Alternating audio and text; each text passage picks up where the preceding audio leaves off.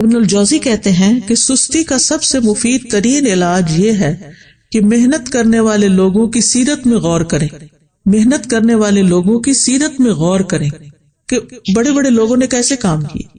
بس حیرت ہے اس پر جو نفع کے موسم میں بیکار رہنے کو ترجیح دیتا ہے اور جب سرمایہ بکھیر دیا جاتا ہے تو اس کے حاصل کرنے کو چھوڑ دیتا ہے. ایک اور عالم فرقد ان کا نام ہے، کہتے ہیں کہ تم نے کام کرنے سے پہلے فارغ ہونے اور بے عمل ہونے کا لباس پہن لیا، کیا تم دیکھتے نہیں کہ محنت کرنے والے ادنا درجے کا لباس پہنتے ہیں، معمولی لباس پہنتے ہیں، اور جب وہ فارغ ہوتے ہیں تو نہا کر اچھے کپڑے پہن لیتے ہیں، لیکن تم نے کام کرنے سے پہلے ہی فراغت والا اچھا لباس پہن لیا. یہ بہت گہری بات ہے. یعنی جب انسان ینگ ہوتا ہے نا تو اس کا سارا فوکس کس چیز پہ ہونا چاہیے کہ وہ محنت کرے، کام کرے.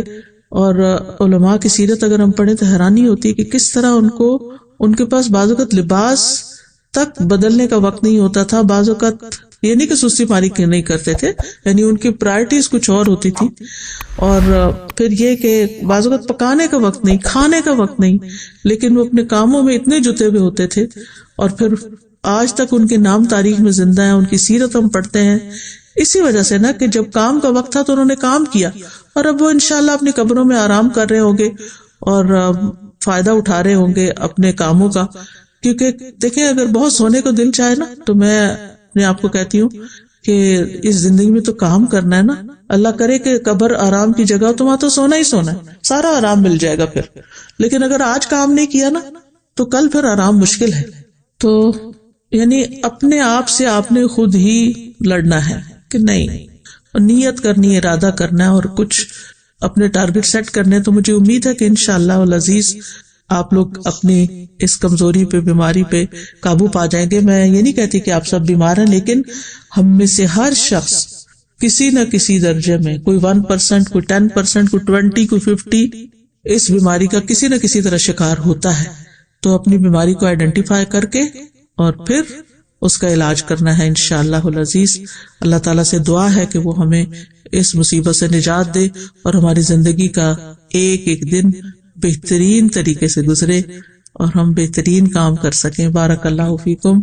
وہ میرا ایک سوال تھا اس سے متعلق، میں نے یہ پوچھنا تھا کہ جو آپ نے بتایا نا کہ زیادہ سونا نہیں چاہیے اور چھٹی کے دن بھی کہ ہمیں صبح جلدی کے سارے کام مکمل کرنے چاہیے، تو میں نے یہ پوچھنا تھا کہ ہم فجر کے وقت اٹھ کے قرآن پاک کی تلاوت وغیرہ کر لیتے ہیں، سارے کام وغیرہ کر لیتے ہیں، تو فجر کے بعد ہم سو سکتے ہیں؟ سورج نکلنے تک تو بالکل بھی نہیں سونا چاہیے، لیکن یہ کہ اگر آپ آدھی رات کے جاگے میں ہیں اور آپ نے تہجد پڑھی اور بہت تھک چکے ہیں تو تھوڑی دیر کے لیے نیپ لے لیں اگر آپ کو دن میں نیپ کرنے کا موقع نہیں ملے گا. لیکن گھنٹوں سونا اس کے بعد یہ بالکل درست عادت نہیں، کیونکہ نبی صلی اللہ علیہ وسلم نے صبح کام کرنے والوں کے لیے برکت کی دعا کی ہے، اللہم بارک لامتی فی بکورہا، کہ اللہ میری امت کی صبح میں برکت ڈال دے.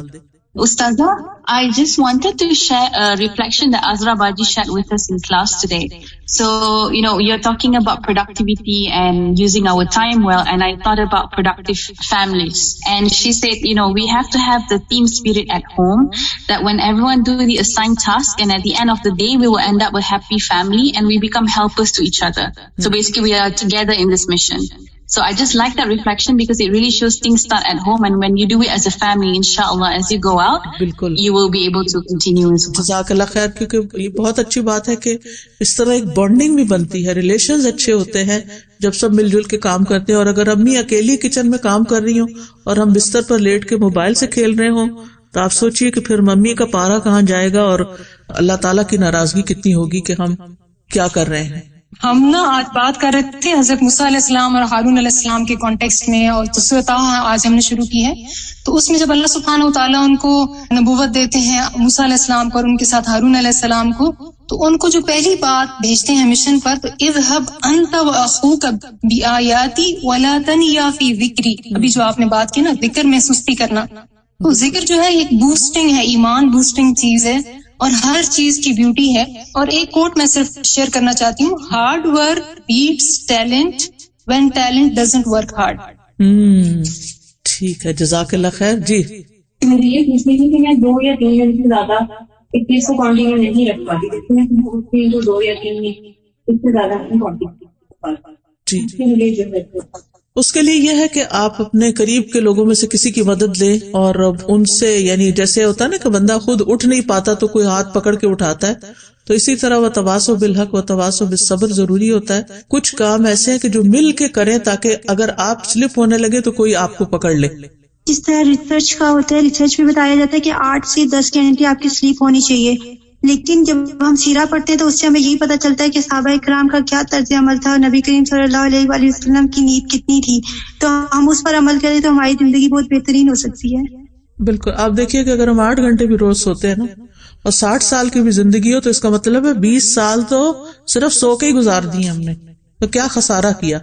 تو اس لیے کوشش یہ کرنی چاہیے کہ اپنی سلیپ کو اس طریقے سے مینج کریں کہ جس میں سو کے وقت ضائع نہ ہو. ہم نے 15ویں بارے میں بھی پڑھا کہ آج کے کام کو کل پر مت چھوڑیں.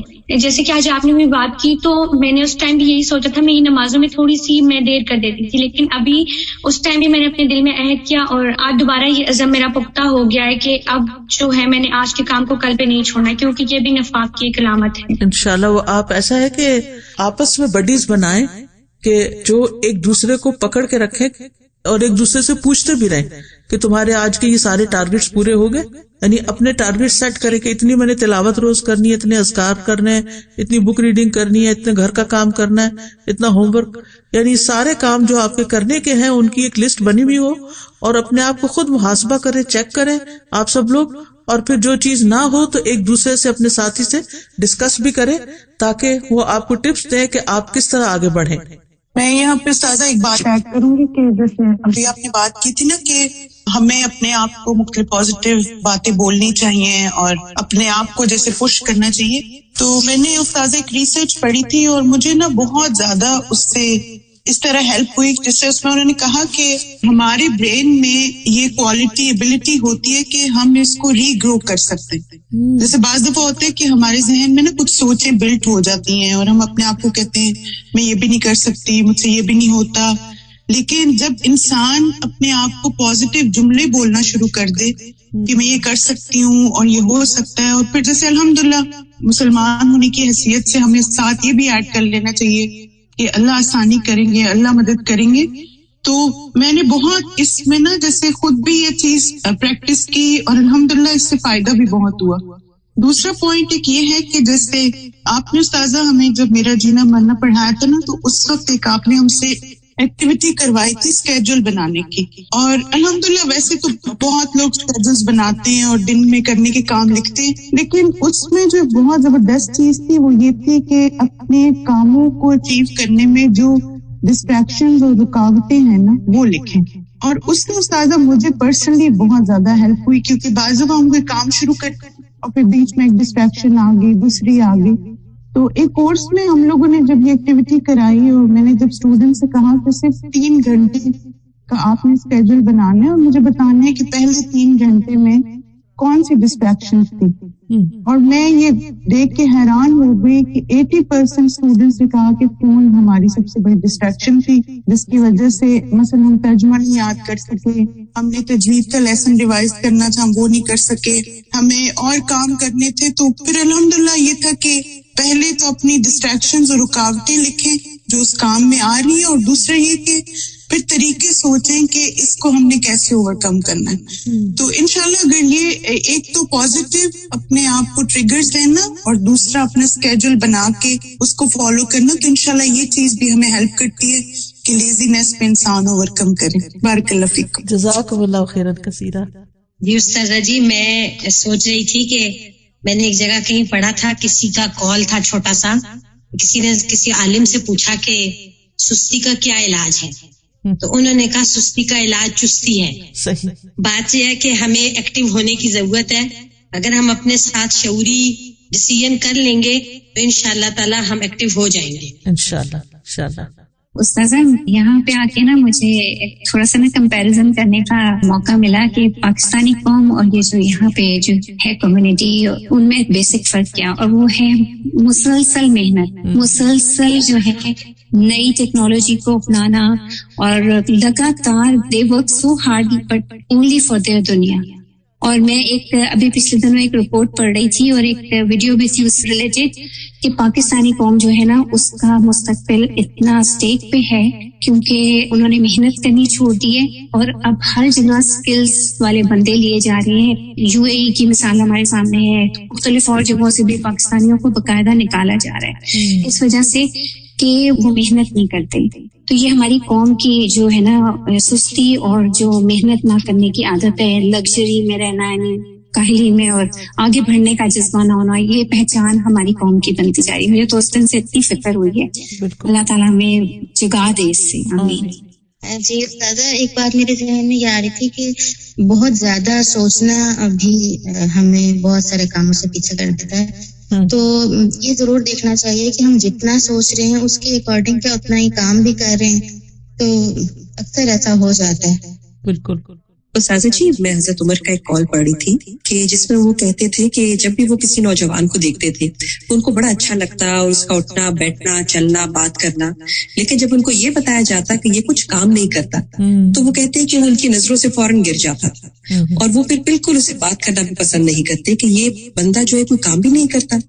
تو استاذہ دیکھیں, سب سے اصل جو مشکل ہے ہماری وہ ہے پروکراسٹینیشن, کہ ہم کام کا ارادہ کرتے ہیں اور پھر کہتے ہیں اچھا کل کر لیں گے, پھر ڈیلے کرتے ہیں, مزید اس کو ڈیلے کرتے ہیں. تو جب کام میں ہماری ڈیلنگ ٹیکٹکس آتی ہیں تو پھر وہ کام کی روح جو ہے وہ ختم ہو جاتی ہے. تو استاذہ جی, بیسٹ چیز یہ ہے کہ جب بھی کام کو آپ چستی سے جب کریں گے, جب آپ ایکٹیو ہوں گے اور اس کام کو آپ اپنا پیشن بنائیں گے, تو یہ تو چیز استاذہ ہم نے ہاسٹل میں سیکھی. جب میں نے یہاں پر 5th بیچ میں ایز اے ہاسٹل لائٹ میں نے جب کورس کیا تو الحمدللہ جس طریقے سے ہمیں ایک روٹین کے ساتھ سب کام کروائے جاتے تھے صبح سے لے کر رات تک, تو استاذہ ویسے میرا لائف سٹائل ویسے بھی کافی ایکٹیو ہے, لیکن جو میں نے وہاں سے سیکھا, ٹائم مینجمنٹ سیکھی, اور جو ہمیں پریکٹس کروائی جاتی تھی کہ اتنے منٹس آپ کو صرف دیے جا رہے ہیں تیار ہونے کے, اتنا ٹائم آپ کو صرف دیا جا رہا ہے اس چیز کے لیے, تو وہ شروع میں بڑا عجیب لگتا تھا کہ اتنی کم ٹائم میں کبھی کیسے ہو سکتا ہے یہ کام.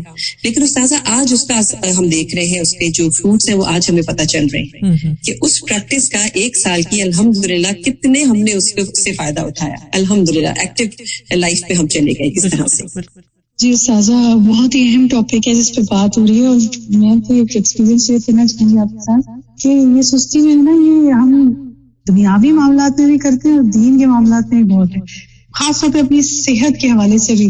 جیسے میں پلان کری تھی کہ میں نے واک شروع کرنی ہے, کیونکہ سارا دن بیٹھ کے کرنے والا کام ہوتا ہے, واک رہ جاتی ہے, کچھ نہ کچھ اثر ہوتا ہے. وہ ٹال رہی تھی, اچھا کر لوں گی, کل کر لوں گی, وہی بات, آج نہیں کل یہ مسئلہ ہے. پھر ایک دن میں اپنے فادر کے پاس بیٹھی ہوئی تھی, ان کو میں نے دیکھا he used to walk a lot in his whole life, اب تو بستر پہ ہی ہے. ان کو دیکھتے دیکھتے مجھے خیال ہے کہ میرے پاس کتنا کم وقت ہے, اور اگلے دن یہ ہوا کہ میری ایک بہت کلوز کولیگ ہے, وہ ایک دم بستر پہ پڑ گئی نا, اتنی ایکٹیو لڑکی ہے وہ, تو اس نے مجھے کہا کہ آج میں کروٹ بھی نہیں لے پا رہی, تو میں سوچ رہی ہوں کہ میری باڈی کتنی قیمتی ہے.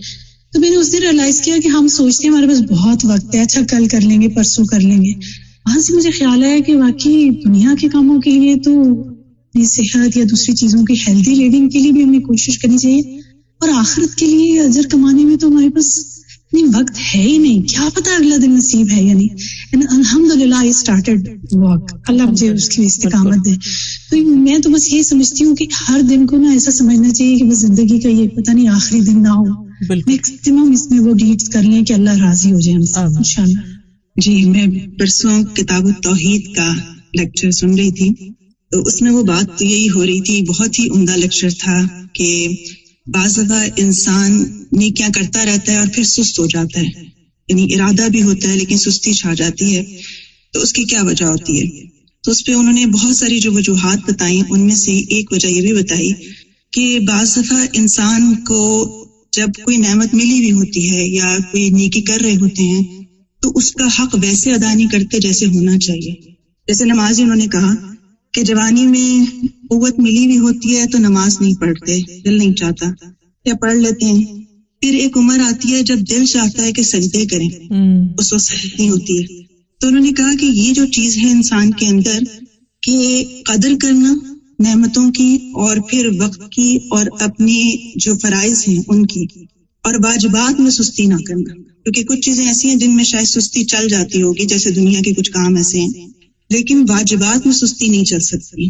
اور اسی پر انہوں نے کہا کہ اللہ سے دعا کرنا اور اپنے سبب کو جان کر اس پر توبہ کرنا اور اس پر اپنی اصلاح کر لینا اس کو لوٹانے کا ذریعہ ہے کہ انسان کی وہ چستی وہ توفیق واپس آ جاتی ہے. اور کبھی بھی اس کا الزام اللہ کو نہ دیں کہ اس نے مجھے توفیق نہیں دی، یہ بات نہ کہیں.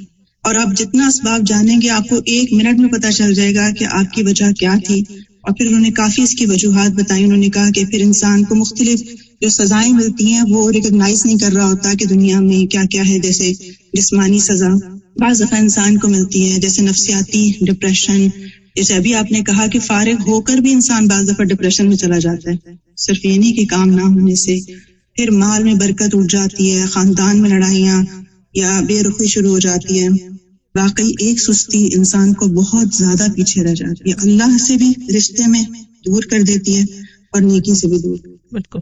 میں یہاں پر شیئر کرنا چاہوں گی کہ ایز اے مدر آف 4 کہ گھر کے اندر جس طرح روٹین ہے ڈیو ٹو کووڈ تو بہت زیادہ اوور ویلمنگ ہو گیا تھا کہ بس ہر وقت بچے اور سمجھ نہیں آیا تھا کہ کیسے پروڈکٹیوٹی کروں.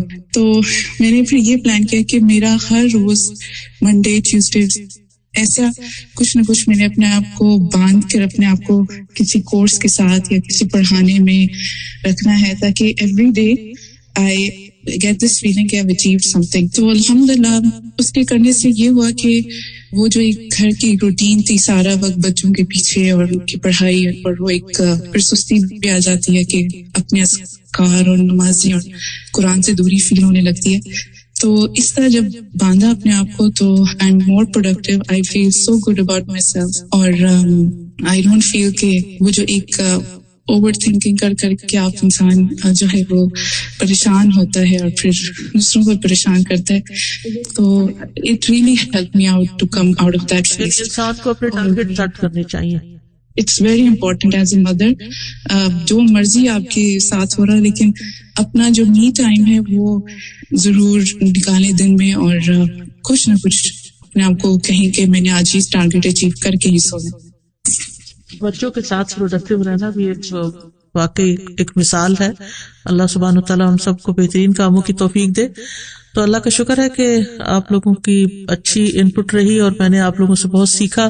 جن لوگوں نے بھی اپنے کمنٹس دیے، ریفلیکشن دیے، جزاکم اللہ خیرن کثیرہ. اللہ تعالیٰ ہمیں ان سب باتوں پر عمل کی توفیق دے.